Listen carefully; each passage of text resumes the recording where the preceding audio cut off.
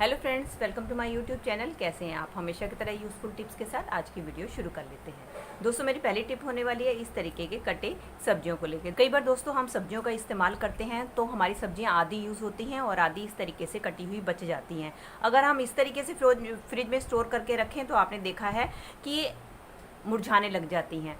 तो इसको स्टोर करने का एक बहुत ही बढ़िया आइडिया शेयर करने वाली हूँ। तो उसके लिए आपने क्या करना है, आपने लेना है घर पे रखा हुआ कोई भी ऑयल, और ऑयल लेने के बाद आपकी जो भी कटी हुई सब्जियां बच जाती हैं उसके ऊपर थोड़ी सी आपने इस तरीके से ऑयल की कोटिंग कर देनी है।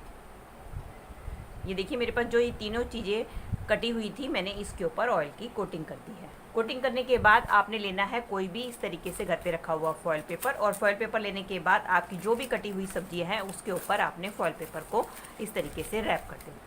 इस तरीके से जब आप फ्रिज में अपनी सब्जियों को स्टोर करके रखेंगे तो आपकी सब्जियां बिल्कुल भी मुरझाएंगी नहीं और लंबे टाइम तक फ्रेश बनी रहेंगी। चलिए फ्रेंड, बढ़ते हैं अगली टिप की तरह। मेरी अगली टिप होने वाली है इस तरीके के कपड़े के कैरी बैग्स को लेके, जो कि अक्सर जब हम सामान खरीदते हैं तो हमारे घर पे आ ही जाते हैं। तो आज इनका बहुत ही बढ़िया रिव्यू शेयर करने वाली हूँ। उसके लिए मैंने ले लिया है एक कैरी बैग। अब हम क्या करेंगे, इसका जो ऊपर वाला हिस्सा है इसको हमने सीजर की मदद से कट कर लेना है, और इसी तरीके से हम इसका पीछे वाले हिस्से को भी कट कर देंगे। अब आप देख सकते हैं कि हमारे पास कितना बड़ा चौड़ा पीसीस कट कर तैयार हो गया है। अब ये आपका जो भी ऊंचा नीचा कटा है तो आप इसको इक्वल काट के सीधा कर लें। ये देख सकते हैं दोस्तों, इस तरीके से मैंने इसके 4 पीसेस कट कर लिए हैं। अब इसका इस्तेमाल दोस्तों कहाँ करना है? दोस्तों, कई बार हमें क्या होता है, फ्रिज में सब्जियों को स्टोर करके रखना होता है, तो ये इनके अंदर मॉइस्चर ना जाए तो अक्सर हम क्या करते हैं, टिश्यू पेपर का इस्तेमाल करते हैं। तो आपने क्या करना है, ये जो पीसेस कट किए हुए हैं इसको, तो आपने ये जो पेपर कट किए हैं इसका इस्तेमाल आप टिश्यू पेपर की जगह कर सकते हैं। एक तो ये टिश्यू पेपर की अपेक्षा काफ़ी मजबूत होते हैं, और इसके कारण क्या होगा, आपको एक तो कैरी बैग का आपका यूज़ हो जाएगा, और दूसरा आपको टिश्यू पेपर के लिए भी पैसे खर्च नहीं करने पड़ेंगे, और आपकी सब्जियां भी काफ़ी लंबे टाइम तक इससे फ्रेश बनी रहेंगी। दोस्तों, हमारे घर में कुछ टैबलेट्स होती हैं जो एक्सपायरी हो जाती हैं, जिनको कि अक्सर हम फेंक देते हैं। आज इनका बहुत ही बढ़िया रिव्यू शेयर करने वाली हूँ। उसके लिए आप घर पे रखिए कोई भी इस तरीके से एक्सपायरी टैबलेट ले सकते हैं। ये मेरे पास खुली पड़ी हुई थी, मैं खुली ले लेती हूँ। अगर आपके पास बंद पड़ी हैं तो आप बंद निकाल लीजिए, चाहे तो आप इनको कूट लीजिए, नहीं तो आपने क्या करना है, गर्म पानी लेना है और गर्म पानी में आपने इन टैबलेट्स को डाल देना है। कुछ टैबलेट्स तो दोस्तों इसके अंदर घुल जाती हैं, जो नहीं घुलती हैं उनको आप कूट कर ले सकते हैं। अभी देखिए, इसमें घुल गई है। अब इसके अंदर हम एक चीज़ और ऐड करेंगे, वो है बेकिंग पाउडर। अब इसके अंदर हम डाल देंगे बेकिंग सोडा, और सोडा डालने के बाद इसको हम अच्छी तरीके से मिला लेंगे। इसका इस्तेमाल कहाँ करना है? अक्सर आपने देखा है दोस्तों, रात के समय में बहुत ज़्यादा कीड़े मकोड़े कॉकरोच जो होते हैं हमारे सिंक की ड्रेन पाइप से निकलकर बाहर आ जाते हैं। तो अगर आप इस पानी का इस्तेमाल करेंगे तो उससे क्या होगा, और हमारी पूरी किचन में फैलकर हमारी किचन को इन्फेक्टेड कर देते हैं। तो जब आप ये पानी अपने सिंक में डालेंगी तो उससे क्या होगा, ये जो हमने टैबलेट्स डाली हैं, टैबलेट से जो होते हैं हमारे किचन के जो सारे के सारे हैं बैक्टीरिया, वो मर जाएंगे। और साथ में दूसरा जो हमने इसमें बेकिंग सोडा का इस्तेमाल किया है, उसका ये फ़ायदा होगा कि आपकी नाली कभी भी जाम नहीं होगी। और साथ में कई बार आपने देखा है बरसात के दिनों में उसमें से एक बहुत ही गंदी सीलन की स्मेल आती है, वो भी आपकी उसकी मदद से आपके जो सिंक की बैड स्मेल भी दूर हो जाएगी, और अगर आपकी सिंक ब्लॉकेज भी है वो भी आपकी खुल जाएगी।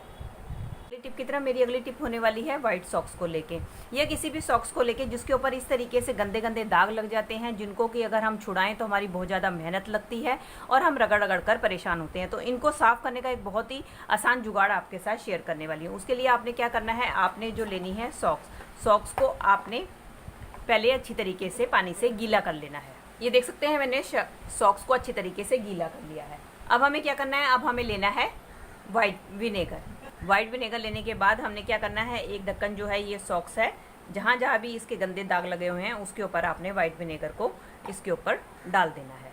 अगर आपको कम लग रहा है, आपकी सॉक्स पे ज़्यादा गंदगी है, तो आप थोड़ा सा ज़्यादा विनेगर भी इस्तेमाल कर सकते हैं।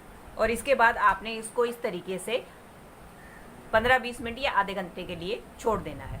चलिए दोस्तों, इसको भिगोए मुझे 15 मिनट हो गए। अब हम क्या करेंगे, अपनी सॉक्स को निकाल लेंगे।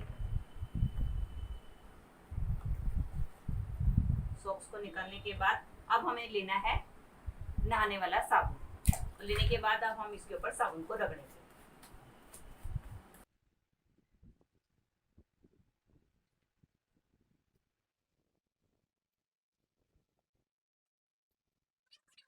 अब ये देख सकते हैं कि मैंने इसको रगड़ा है, बिना रगड़े हुए ही हमारी जो है सॉक्स कितनी अच्छी तरीके से साफ। इस तरीके से आप सिरके की मदद से बिना रगड़े ही बहुत ही आसानी से अपने कपड़ों को, गंदे से गंदे कपड़ों को साफ कर सकते हैं। चलिए फ्रेंड, मेरी अगली टिप होने वाली है कैसरोल को लेके। दोस्तों अक्सर क्या होता है, जब भी हम रोटियां बनाते हैं तो क्या करते हैं, सीधा रोटियां डायरेक्ट हम कैसरोल में रखते चले जाते हैं और रोटी बनाने के बाद हम इसके लिड बंद करके रख देते हैं, जिसके कारण क्या होती है, स्टीम बनती है और हमारी नीचे वाली रोटी गीली हो जाती है, जो कि खाने लायक नहीं रहती है। तो उसके लिए बहुत ही बढ़िया ट्रिक लेकर आई हूँ। आपने क्या करना है, जब भी आप कैसरोल में रोटी रखें उसके बाद आपने क्या काम करना है, आपने लेना है एक चम्मच, और चम्मच लेकर आपने इस तरीके से इसके अंदर रख देना है। उससे क्या होगा, जो भी रोटी का एक्स्ट्रा जो स्टीम है वो चम्मच की मदद से थोड़ा सा गैप रहेगा, वो बाहर निकल जाएगा। और उसके बाद आप थोड़ी देर के बाद इसको निकाल के डब्बे को बंद करके रख दें। इससे आपकी नीचे वाली रोटी गीली भी नहीं होगी और गर्म भी रहेगी। क्योंकि अगर हम इसके लिड को खोलकर इसकी स्टीम निकालते हैं तो उससे क्या होता है, हमारी रोटियां सूख भी जाती हैं और ठंडी भी हो जाती है। तो आप इस ट्रिक से करेंगे तो आपकी रोटियां भी गर्म रहेंगी। चलिए फ्रेंड, बढ़ते हैं अगली टिप की तरफ। उसके लिए मैंने ले लिया एक स्वेटर। अब स्वेटर लेने के बाद मैं क्या करूँगी, ये जो स्वेटर का ये जो नीचे वाला हिस्सा है, इसको मैं यहाँ से सिलाई लगा के बंद कर दूंगी। आप इस स्वेटर को उल्टा कर लें और उल्टा करने के बाद आप यहाँ पर इसको सिलाई लगा लें। अब देख सकते हैं दोस्तों, मैंने ये स्वेटर जो है नीचे से सुई धागे से सिल लिया है। अब हम क्या करेंगे, अब हम इसको कर लेंगे सीधा और उसकी स्लीव्स को कर देंगे इसके अंदर। अभी देखिए मैंने स्वेटर को सीधा कर लिया है। और लेंगे इस तरीके से एक हैंगर, और हैंगर लेने के बाद क्या है, हमने इस स्वेटर के अंदर इस तरीके से हैंगर को डाल देंगे। अब इस हैंगर को आप चाहे अपनी अलमीरा में टांगे या अलमीरा के बाहर, जो कि हमारी जगह तो घेरते हैं और साथ साथ देखने में भी बुरे लगते हैं। तो आप क्या कर सकते हैं, तो इस तरीके से जो मैंने ऑर्गेनाइजर बनाया है, आप इस तरीके से इसको आप चाहे तो अपने अलमीरा में टांगे, चाहे आप अपने अलमीरा के बाहर टांगे। और इसके बाद जितने भी आपके एक्स्ट्रा कपड़े हैं जो आपके किल्ली पे या दरवाजे पे टंगे रहते हैं, आप इस तरीके से इसमें डालकर ऑर्गेनाइज करके रख सकते हैं। इससे क्या होगा, एक तो ना तो कपड़े गंदे होंगे और साथ में देखने में बुरे भी नहीं लगेंगे और आपके बेकार पड़े हुए स्वेटर का भी इस्तेमाल हो जाएगा। ये देख सकते हैं दोस्तों, मैंने अभी इसमें कितने सारे कपड़े रखे हैं। अभी ये जगह पूरी की पूरी खाली पड़ी है, इसके अंदर और भी बहुत सारे कपड़े आएंगे। और इसके बाद आप क्या कर सकते हैं, इस तरीके से स्वेटर के बटन बंद करके रख दें। इससे क्या होगा, आपके जो कपड़े हैं ऑर्गेनाइज भी रहेंगे, देखने में बुरे भी लगेंगे और ना ही ये गंदे होंगे, और साथ में आपके बेकार पड़े हुए स्वेटर का भी इस्तेमाल। तो दोस्तों ये थी मेरी आज की वीडियो। आई होप आपके लिए हेल्पफुल रही होगी। अगर इनमें से कोई भी टिप आपके लिए यूजफुल रही है तो प्लीज इसे एक लाइक दीजिएगा और मुझे कमेंट करके बताइएगा इनमें से आपको कौन सी टिप सबसे ज्यादा बढ़िया लगी। चलिए मिलती हूँ अगली वीडियो के साथ। Till then take care and bye bye.